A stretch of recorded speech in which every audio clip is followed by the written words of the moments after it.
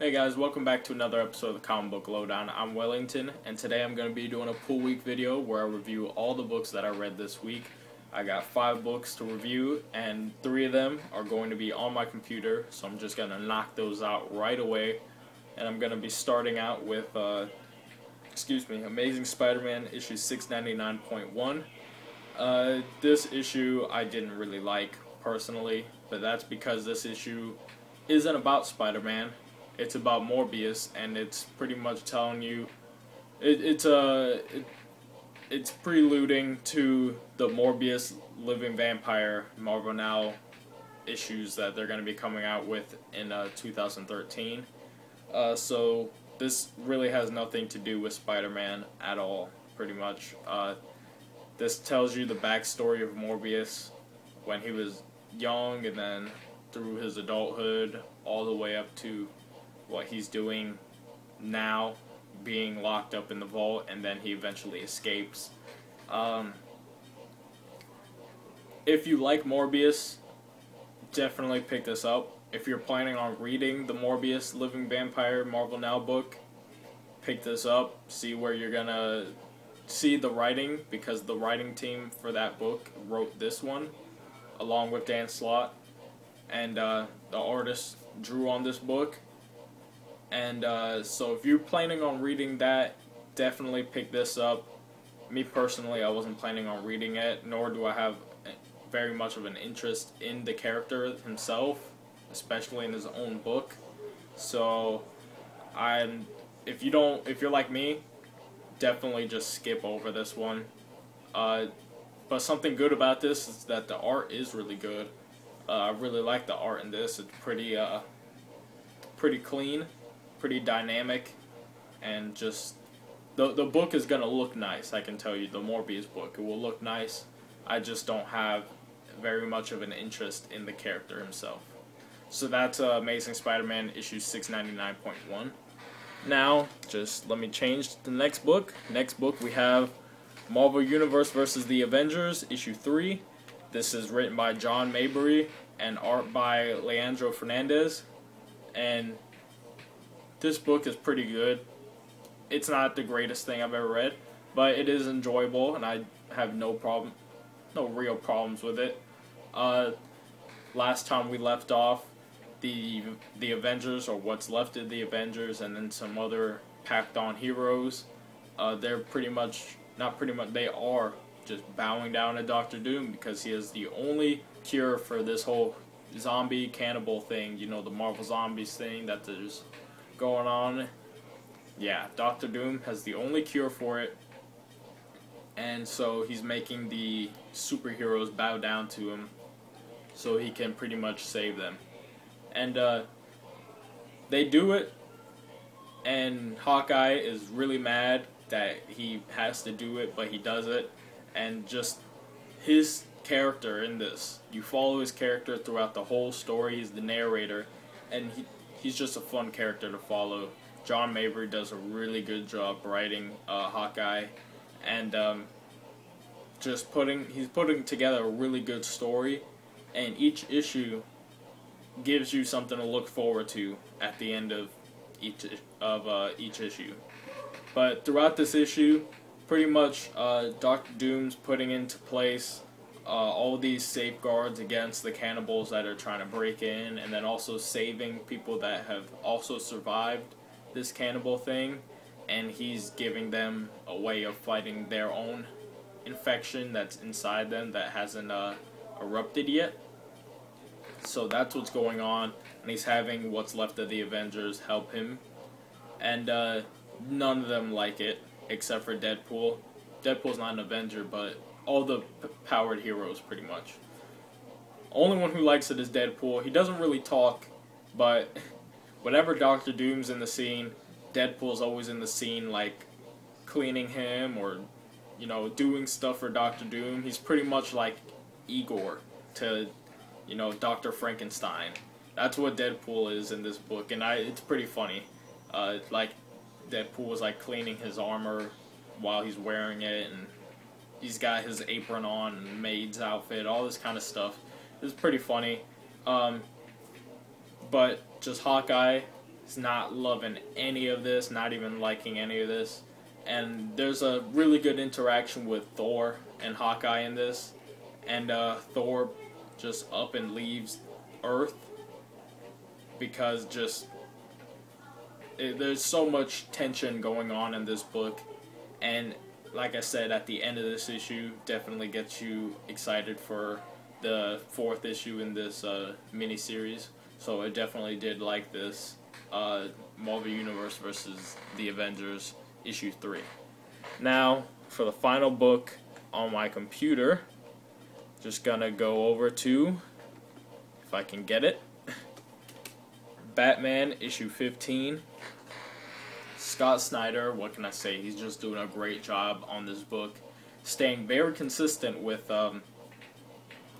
his Bruce Wayne from Court of Owls to Bruce Wayne now. There's a thing that I noticed between both of those stories is that Bruce Wayne is very stubborn. He does not listen to anybody. In Court of Owls, we remember everybody's telling Bruce Wayne to watch out for the Court of Owls and all this, and he's just consistently saying they don't exist, they don't exist, they don't exist. Turns out they exist. Same thing happens in here. Apparently, somehow, the Joker might have gotten into the Batcave, or might have just played as if he was in the Batcave years ago in the Joker's and Batman's second encounter. And the rest of the Bat family is now finding out about this, and they're questioning Bruce, and they're like, but what if he did get in? What if he was in the Batcave? That means he's always known who you were. He knows who we are, our secret identities. And Bruce Wayne is just consistent, stubborn, says it's impossible. He could have not gotten into the Batcave. There's no way he was in here. And just there's a lot of arguing going on, especially between Bruce Wayne and Dick Grayson. And just pretty much the Joker is tearing them apart. Everybody's turning on Bruce, and because Bruce is just not giving them answers, but he finally cracks and he starts telling them some information. And you can tell, again, Bruce is afraid. He was afraid in Court of Owls, of the Court of Owls, and now he's afraid of what's happening with Alfred and the Joker and what he's doing. He's afraid, and he's lost. He's desperate as well. He's just all these different emotions that you usually don't see in Bruce Wayne or in just the Batman book in general. Just all this desperation, which I really like, and it's given a new twist in Batman, giving him a sense of urgency that you don't usually see. And the Joker has something ready for him at Arkham Asylum, and I just cannot wait till the next issue. The way that this ends, just the art, the way that this ends, just so beautiful. Such a good way to end the issue, to leave you hanging for the next issue. It's so good. And then the second story is very good as well, and it's dealing with the Riddler. So now the Riddler's in this, and so you got all these pieces coming together. Excuse me. You got, of course, the Joker. You've got the Penguin, the Riddler, Solomon Grundy and Poison Ivy apparently might be in this, going to Detective Comics with their whole thing. So this is very big, and this is only through 2 books that I'm talking about. I don't even know what's going on in Nightwing and Catwoman and Batgirl and all this kind of other stuff. It's just so much stuff. I'm so excited, and I definitely love this book. Definitely love this arc. Definitely recommend it. The art is great in this. The writing is fantastic in this. Be picking up Batman. And if you're not, what are you doing? Anyways, next issue. Finally getting to the physical issues. And this is a book that I dropped off a long time ago. I dropped off in it in around issue 8 or 9. because it just became a really repetitive book, and I got tired of just reading the same story every week, or not every week, every month, and just there was nothing new, and I couldn't even follow it, and I started from the first issue. And so now a new writing team on this book, writer Justin Jordan and artist Edgar Salazar, and this is Deathstroke issue 15, and just look at that cover. Oh my god, that's what drew me back into this book, is that Deathstroke looks like a total you-know-what again. I'm not gonna say it, but he is looking like a bad you-know-what. And so, does the cover prove to be what the book is about? My answer to you is yes. This book was absolutely amazing. I loved it so much. There's, of course, not for kids. It just opens up with some violence right off the top. I'll show you the panel. Look at that, just blood squirting everywhere. It's gross. But the one problem that I had with Deathstroke, aka Slade Wilson, throughout those first issues that I read, is that he had no personality. He was just the same serious guy, same job every time. It was almost like going to the office every day. All he would do was get the job, go out, finish the mission in like 2 pages, collect his money, and then be on his way. That was it every time for like 9 issues. And I was very disappointed. At first I was liking it, because I was like, oh yeah, well, I mean, this is going to pick up sooner or later. And then it just slowed down. And all he would do is win. Slade would just win every fight that he got into. And there was no struggle in it.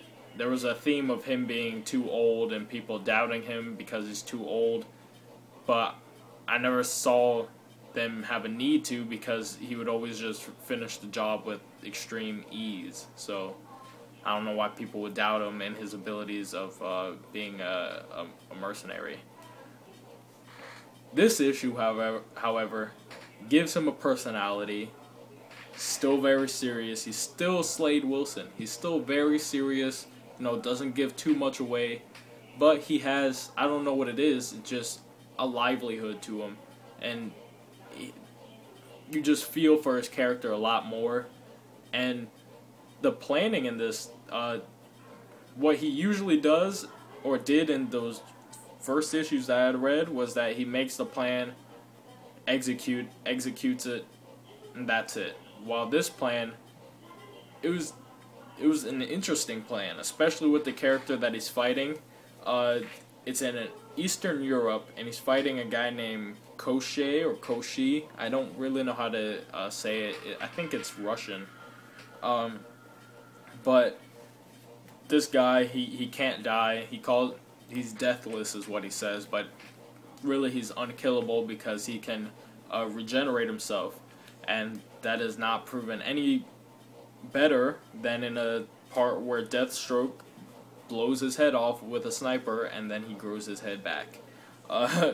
So definitely this proves to be a threat to Deathstroke, and the art in this is great. The art in this is absolutely amazing. And just this whole plan that Deathstroke has is turning out to be a really fun one. And the issue doesn't end, or the whole mission that he's got going on doesn't end in this one issue.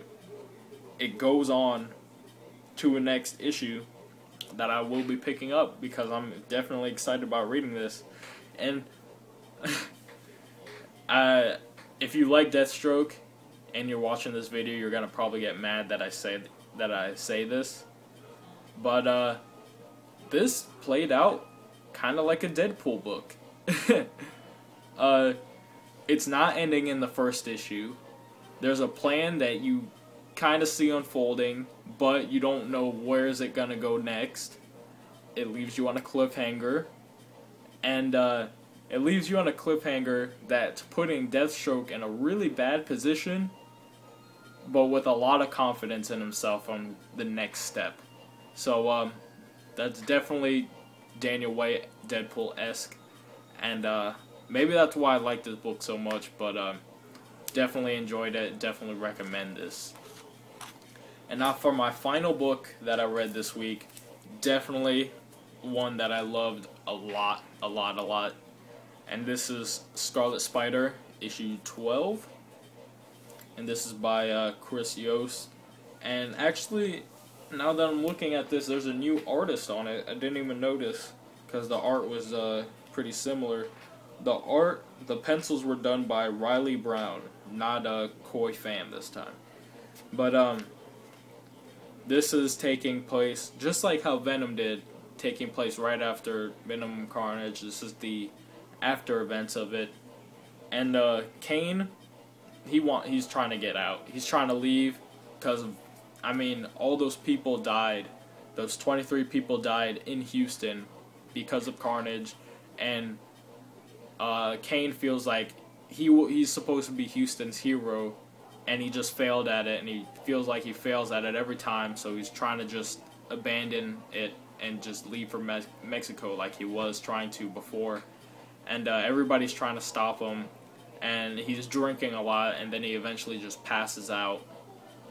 Meanwhile, there's kind of just this group of people planning to rob the Four Seasons Hotel where he is staying at for $17 million in diamonds that they have in a vault.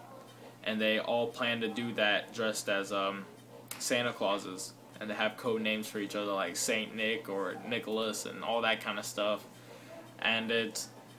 But really, this issue is completely character driven.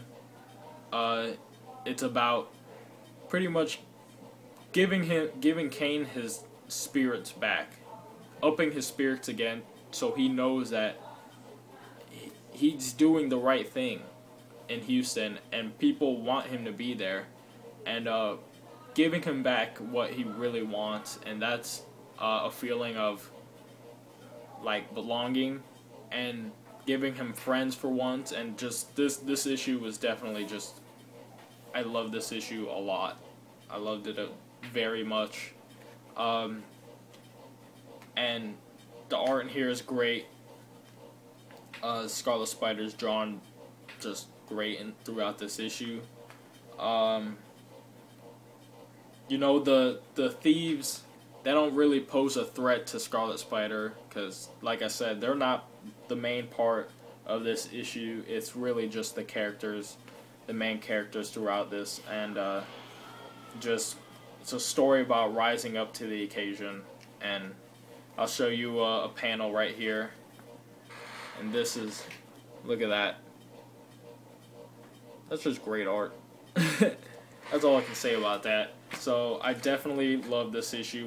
When I was reading it, I was just absolutely amazed on how great this issue was. I was really looking forward to see how Chris Yost brought this book back around after the whole Minimum Carnage deal.